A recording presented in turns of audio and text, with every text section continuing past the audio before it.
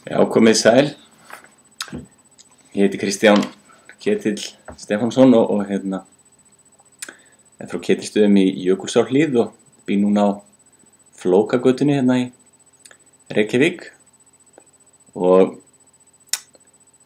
hann Stefán Bogi bað mig að lesa upp nokkur ljóð til þess að vera með á ljóðabókunni í kvöld, og ég átti að vera búin að þessu fyrir lifandi slöngu og nú er komin föstudagur og klukkan er korter yfir 5 og ég er sem sagt nýkomin úr vinnunni. Skulum bara vona að þetta gangi allt saman upp. Ljóðin sem ég ætla að lesa í núna þetta er ljóð sem ég bara búin að semja á löngum tíma og ég hef ekki gefið út neins staðar nema fyrir sjálfan mig í litlu ljóðakveri sem ég kalla fyrir Austan allt. Og myndin er einmitt úr Múlahöfninni, tekin úr Múlahöfninni heima og í svona séð inn héraðið. Ég átti að Egilsstöðum eiginlega bara. En já, ég ætla að lesa fyrir ykkur nokkur ljóð. Og fyrsta ljóðið sem ég langaði að lesa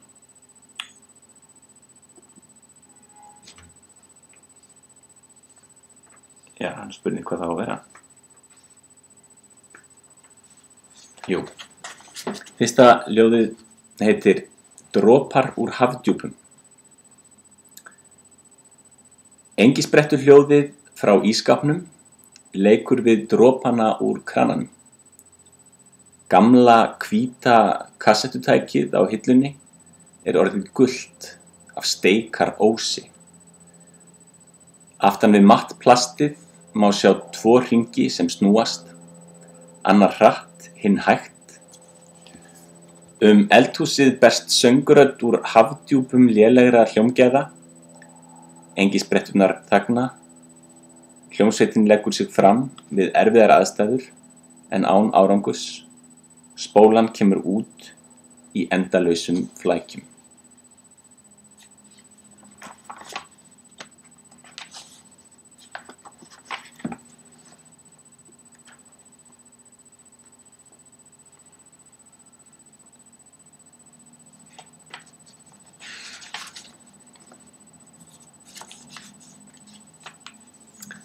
Hér er eitt sem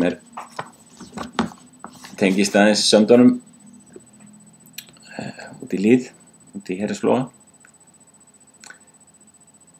Það heitir Negatífan. Í köldu tunglskininu geng ég einn á svartri ströndinni. Hlý hafgolan tekur mig í annan heim. Ég hneppi frá lopapeysunni og fæ mér sæti á sjóreknum strandhúsgögnum frá Rússlandi.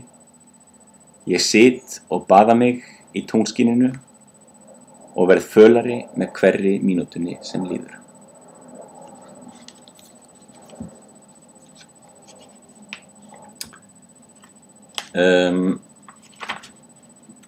Næsta ljóð er samið í göngum fyrir 2 árum síðan held ég og heitir Á Eyðinesi.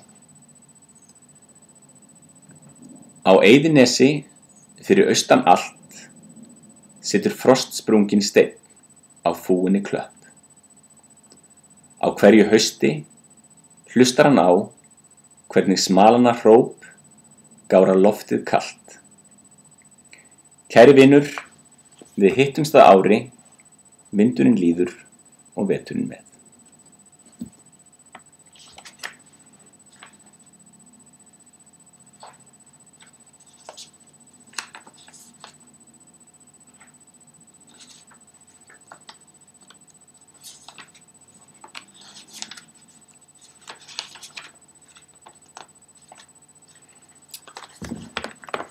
Hér er svo eitt sem ég kalla leiksvið og getur alveg hafa gerst við eldhúsborðið á Ketilsstöðum, það er alveg möguleiki.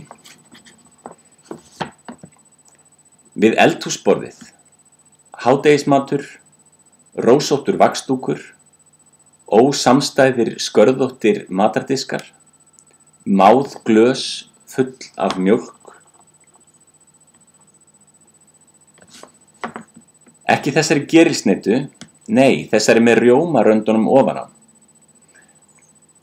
Á fatinu sem geymir lambalærið á sunnudögum eru staflar af hálfum sviðahausum. Ég fer ósjálfrátt að velta fyrir mér hvaða helmingar eiga saman. Einnig hvað það viðeigandi að borða þá hvernig sínu lagi. Helmingar andlitsins eru jú ekki eins, þeir eru ekki fullkomlega samhverfir. Hálfur sviðahaus starir á mig með þessu pírða auga. Það er ekki opið en þó ekki lokað heldur. Það gægist. Eins og afturgengin kyndi í vígahug fitjar hún upp á efri vörina og sýnir tennurnar.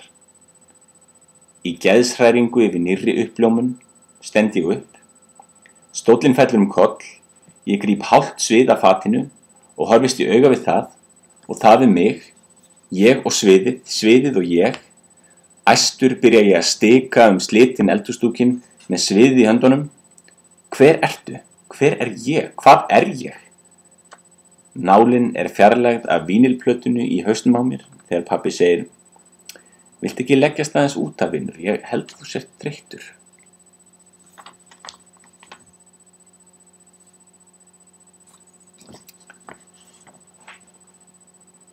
Hér er svo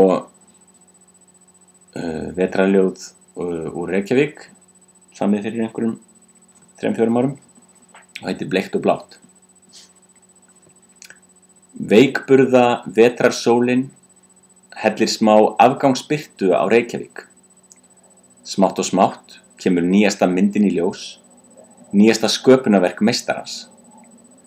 Í bakgrunni fölbleik þoka sem þekur himininn, í forgrunni ljósbleikt föl sem þekur götur og torg. Það er augljóst að þetta er eitt af fyrri verkum meistarans, greinilega frá rómantíska skeiðinu. Litavalið er einfalt, næstum því klúrt. Ég gef þessi í hæsta lagi 2 stjörnur.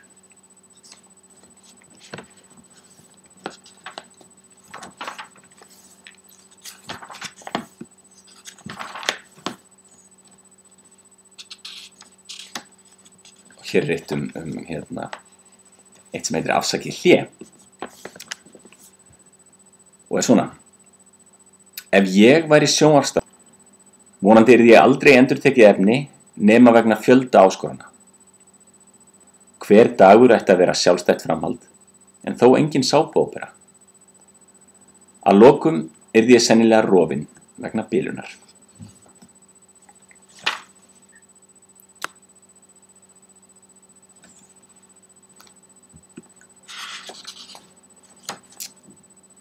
Ég les ekki svona 2 ljóð í viðbót. Hér er eitt gamalt, ég held að skýri sig alveg sjálf, og heitir Endurunnin. Veit ekki alveg hvort að tölvan er að náða sig. Sólin bakkar að rúminu og sturtar yfir mig deginum. Ég reyna að opna augun, en þau eru eins og 2 gamlar marmeladekrukkur, límd aftur af stýrum. Eftir þrotlausar tilraunir þröngva ég upp augunum, bara til að fá óhóflegt magn sólargeisla inn í viðkvæmt höfuðið.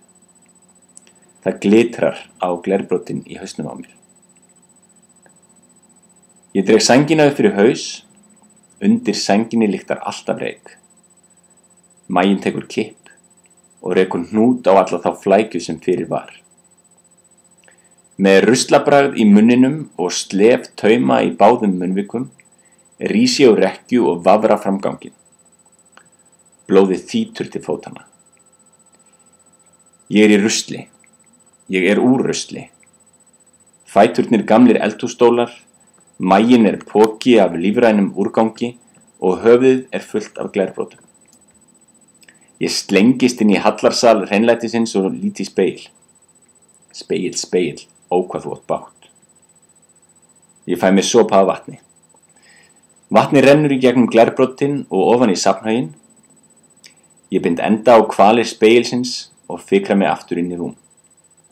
Leggst niður loka marmelaðikrukkunum og vona að ég vakni endurunnin maður.